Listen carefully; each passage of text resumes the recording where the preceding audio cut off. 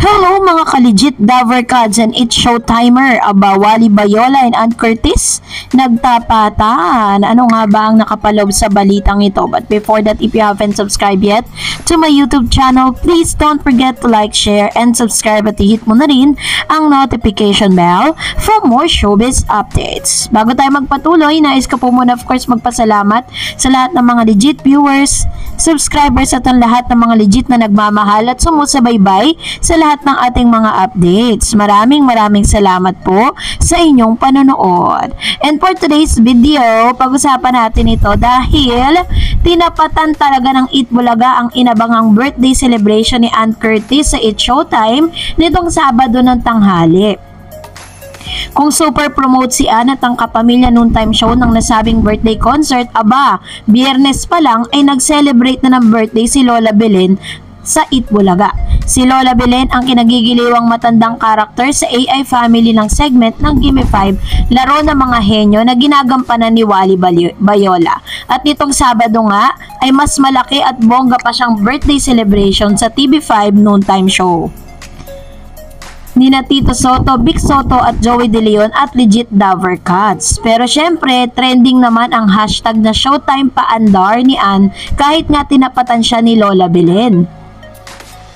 Actually, tila may hangover pa si Ann sa pinanood na Eras Tour concert ni Taylor Swift sa Melbourne, Australia.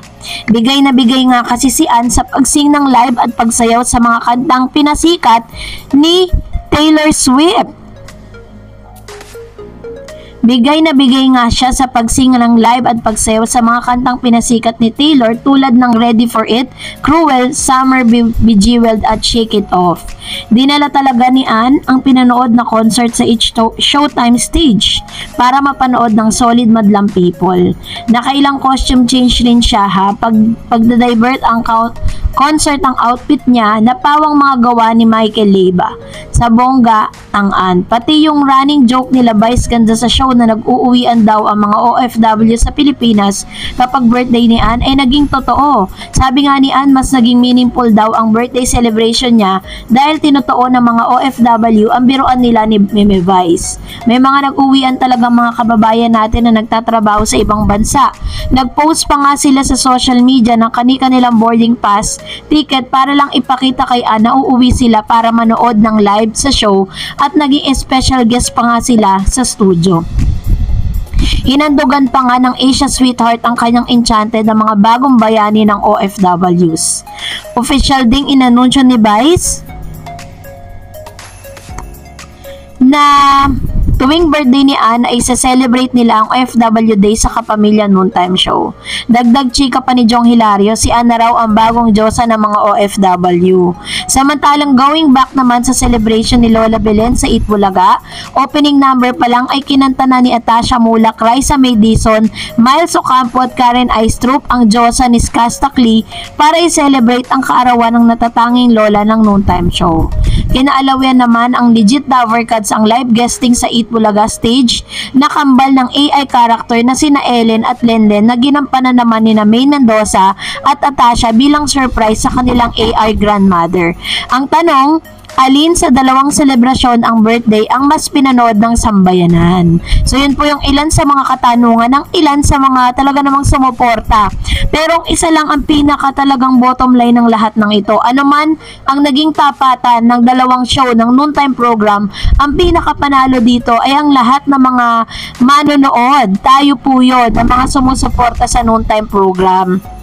Dahil talaga namang na-entertain ng bongga ang lahat ng mga legit Davercads at legit na Showtimer. Ang maganda lang dito, talagang masasabi mong meron silang tinatawag na magapantay balanse ang tapatan. Hindi katulad po ng ibang noontime program na talagang dapang-dapa na, no? Hindi katulad po ng It's Showtime tsaka ng Itbulaga, masasabi mo talaga na meron talagang tinatawag na constructive na competition, diba? Yun po yung pinaka inaabangan nating lahat. So aside from that, very happy naman ang lahat dahil talaga namang napupunan ng mga noontime program na ito ang entertainment na ibibigay po nila sa lahat ng mga manonood sa telebisyon. Kayo po, saan po ba kayo mas na entertain Team It Showtime or Team ng It Bulaga? Comment down below.